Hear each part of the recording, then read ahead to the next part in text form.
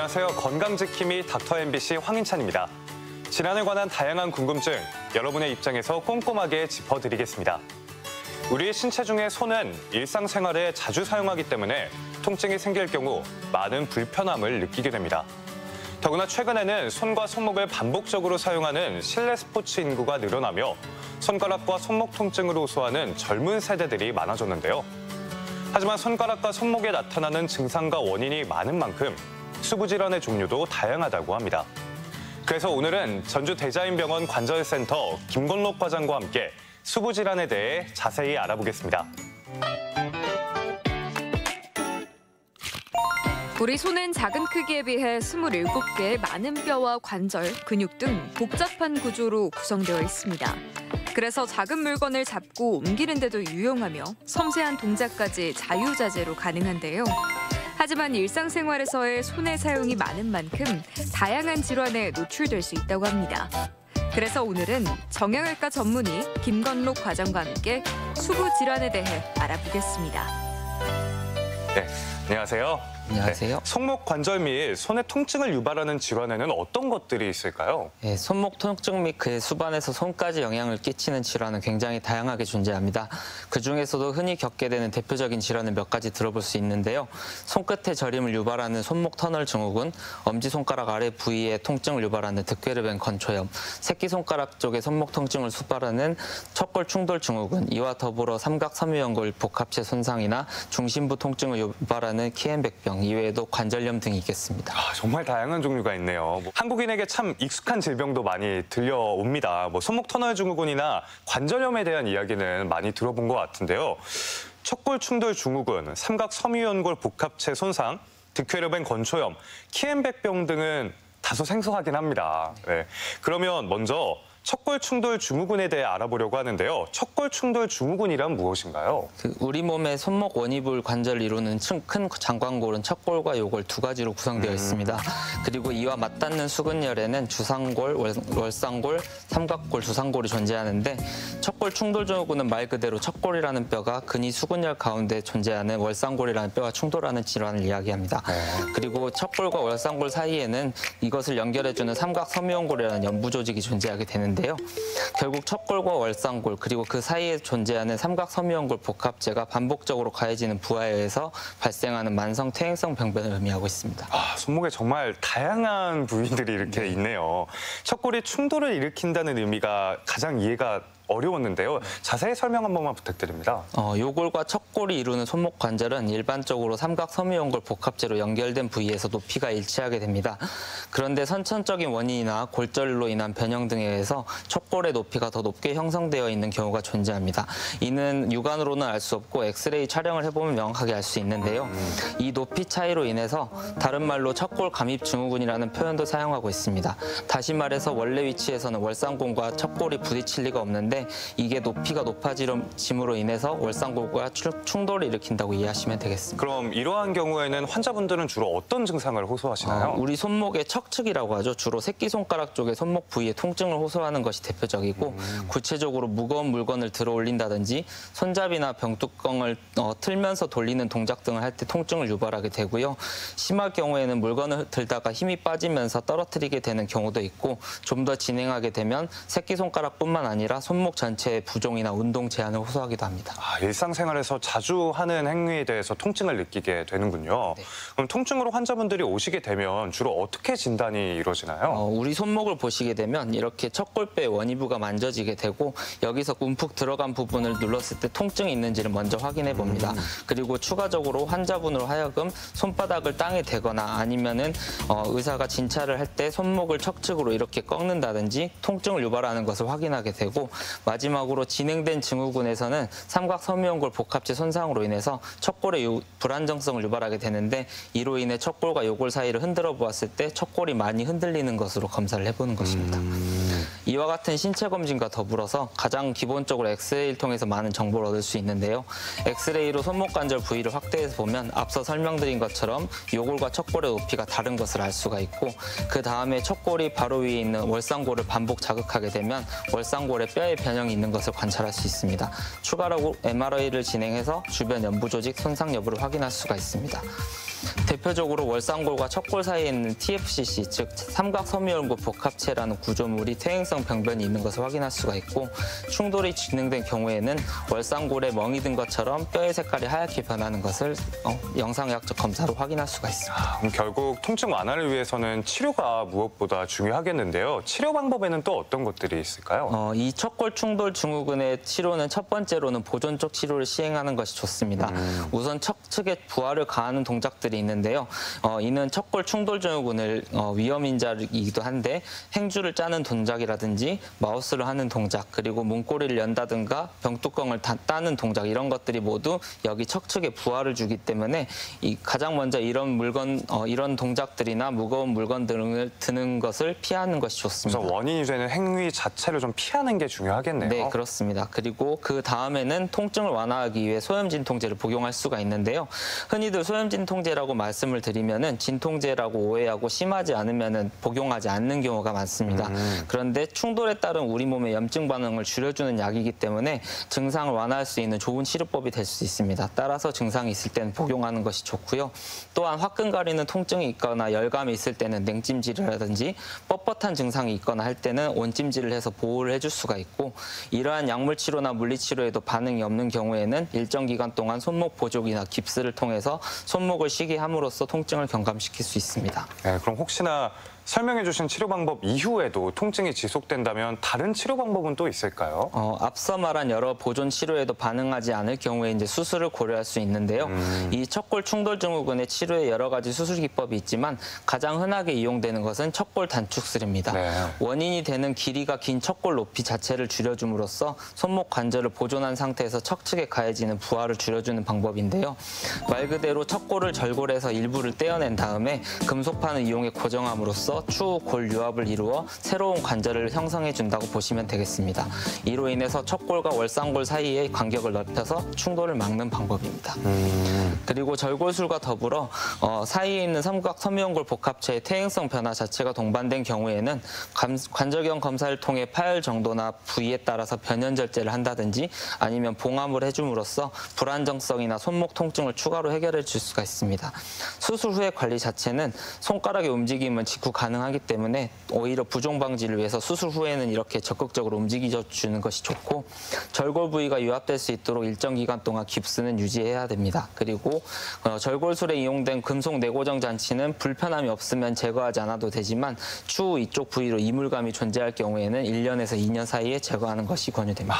네, 그리고 오늘 어려운 용어가 참 많이 등장하는데요. 삼각섬유연골 복합체라는 명칭도 엄청 생소합니다. 척골 충돌 증후군 이외에도 손상을 주는 원인이 이렇게 있을까요? 그 말도 어려운데요. 삼각섬유연골 복합체는 영문명을 줄여서 TFCC라고도 부르는데요. 이 척골 충돌 증후군처럼 손목을 비트는 동작이라든지 무거운 물건을 드는 동작을 많이 하게 되면 만성으로 손상이 오는 경우가 있습니다. 실제로 관절경으로 들여다보면 다음과 같이 구멍이 나거나 지저분하게 찢어져 있는 소견을 볼 수 있는데요. 특히 요즘 세대를 막론하고 스크린 골프나 클라이밍, 테니스, 배드민턴 등 실내 스포츠 인구가 많이 늘고 있기 때문에 이런 취미 활동을 반복적으로 하시는 경우에도 손상이 올 수 있습니다. 또한 교통사고나 낙상 등으로 인해서 직접적으로 손목 부위 외상을 입는 경우에도 다칠 수가 있습니다. 네, 그렇다면 삼각섬유연골 복합체가 다치게 된다면 어떤 치료가 이루어질까요? 앞서 말씀드렸듯이 충돌 증후군 치료에 수반하여 관절경적 치료를 하는 경우도 있지만 삼각섬유연골 복합체만 손상을 입은 경우에도 적절한 시기에 치료를 해줘야 됩니다.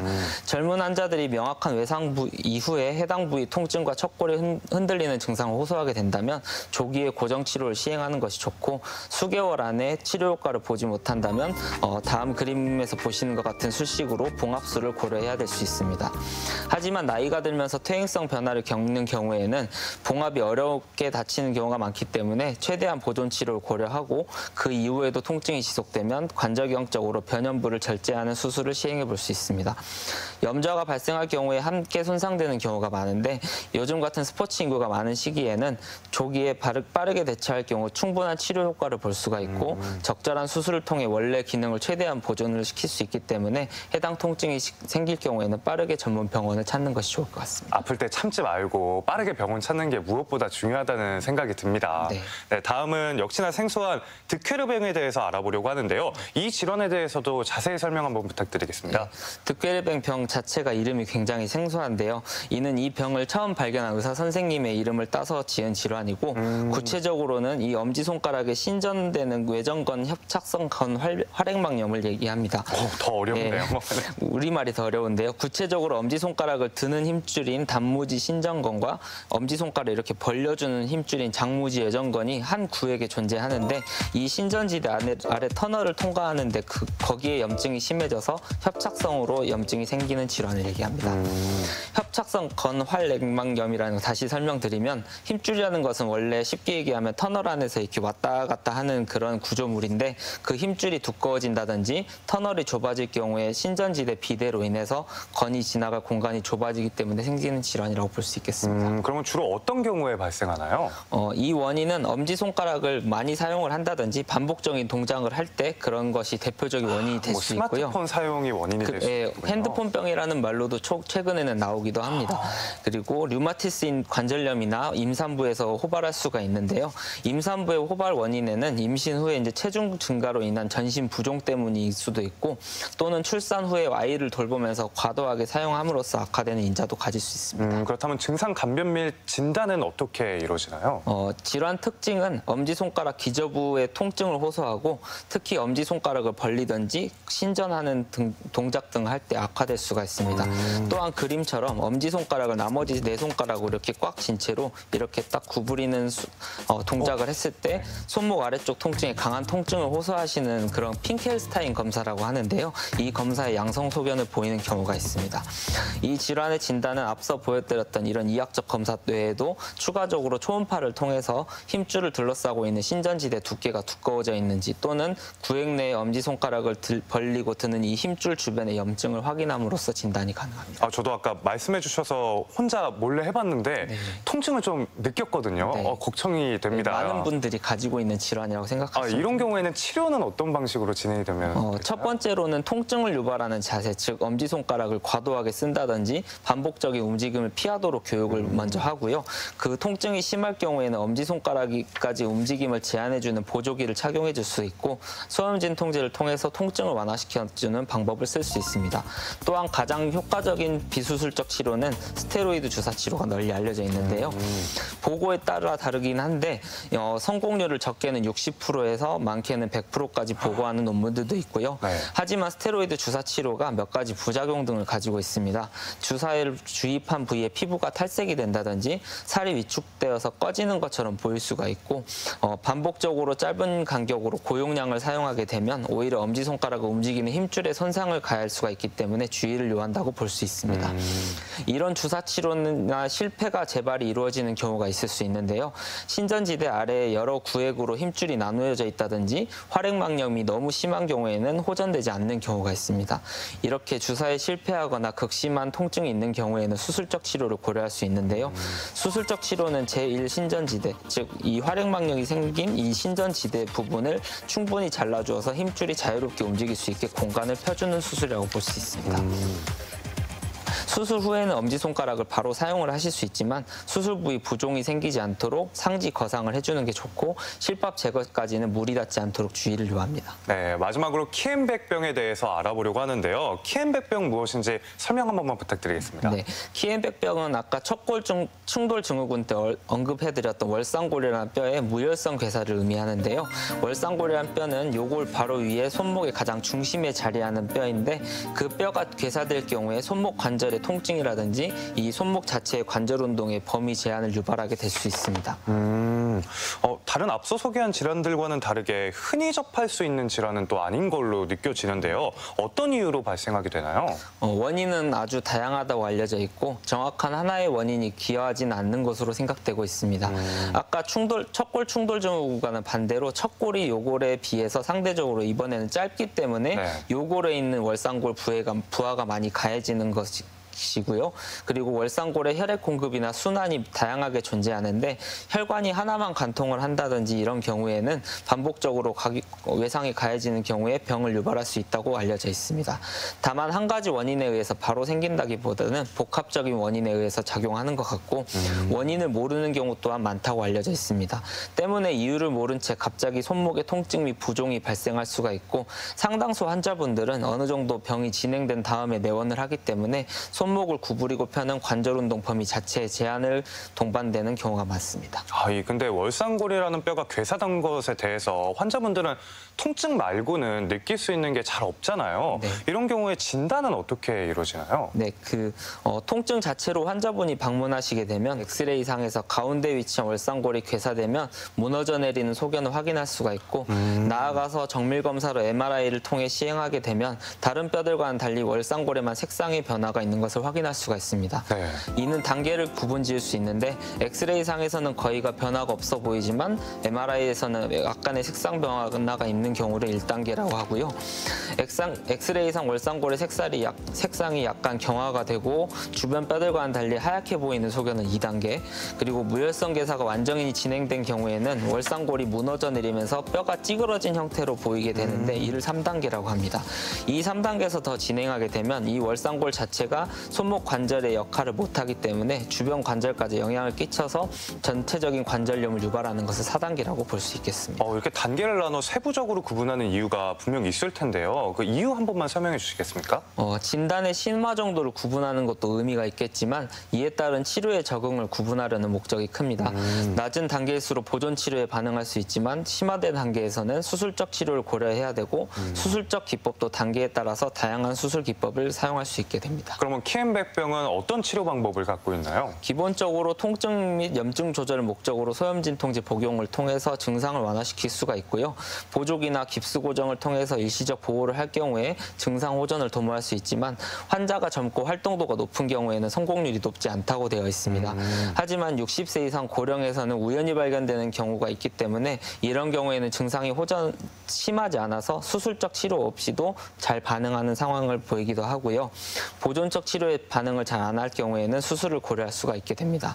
여러 수술 기법들이 소개가 되고 있지만 많은 기법 중에서도 가장 효과가 있고 좋은 방법으로 입증이 된 것은 원이요골의 교정절골술이나 혈관부착 골 이식술이 있습니다. 원이요골 교정절골술은 월상골 자체는 건드리지 않고 그 아래에 있는 원이요골을 절골을 가해서 척골과의 높이를 맞춰준다든지 아니면 요골을 회전시켜 월상골에 가해지는 부하 자체를 줄여주고 전체적인 순환을 개선하는 수식입니다. 다음으로 말할 수 있는 혈관부착 골 이식술은 월상골의 무혈성 괴사라는 진단 자체처럼 혈액순환이 좋지 않다는 것을 착안해서 혈관이 잘 통하는 뼈를 박리해서 공급하는 혈관과 함께 월상골 안으로 이식해주는 수식입니다. 보존 치료에 반응하지 않는 경우는 이런 수술 치료를 위해서 통해서 통증을 유의미하게 줄여주는 효과가 있고요. 척골 수술과 마찬가지로 절골술을 시행한 후에는 골유합을 위해 4에서 6주간 깁스 고정을 하고 추후 유합 시에 금속 제거 등을 고려할 수 있습니다.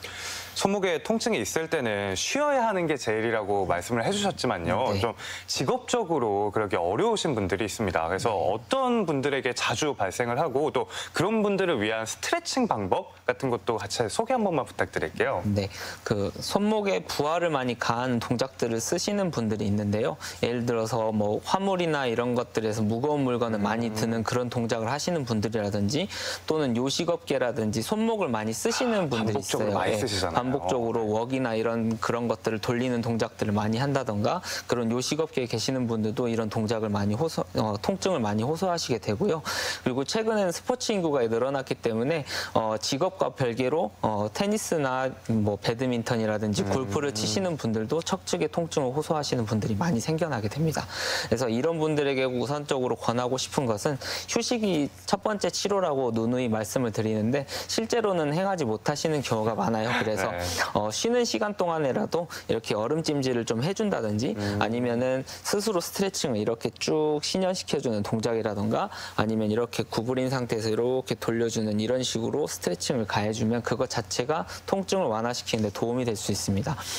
그리고 당부드리고 싶은 말씀은 일하는 것과 스트레칭은 분명히 별개의 동작이거든요. 그래서 스트레칭을 해도 된다고 말씀을 드리면 일을 해도 된다고 생각하시는 분들이 많은데 무거운 물건을 드는 그런 부하 동작이 아니라 스스로 이렇게 유연성만 늘려주는 동작을 반복을 해주는 게 오히려 치료에 도움이 될 수 있습니다. 손목에 통증을 유발하는 질환이 이렇게나 다양하고 그리고 생소한 질환들도 많다는 건 시청자분들도 아마 놀라셨을 텐데요. 시청자분들께 당부 말씀 한 말씀 부탁드리겠습니다. 손과 손목은 우리 몸에서 크기로 보면 작은 부분을 차지하고 있습니다.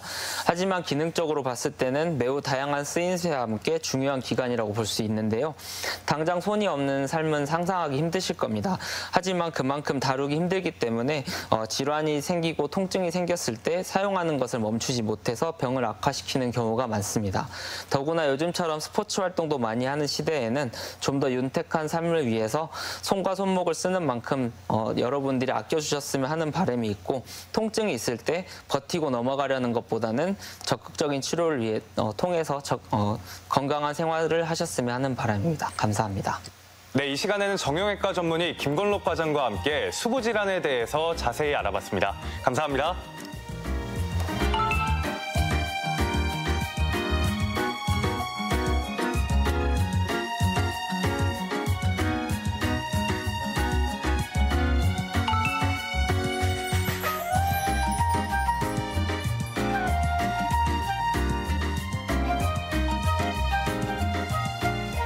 한의학에서는 환자의 손톱 상태를 먼저 확인할 정도로 우리의 건강과 영양 상태를 투명하게 비춰주는 지표라고 합니다.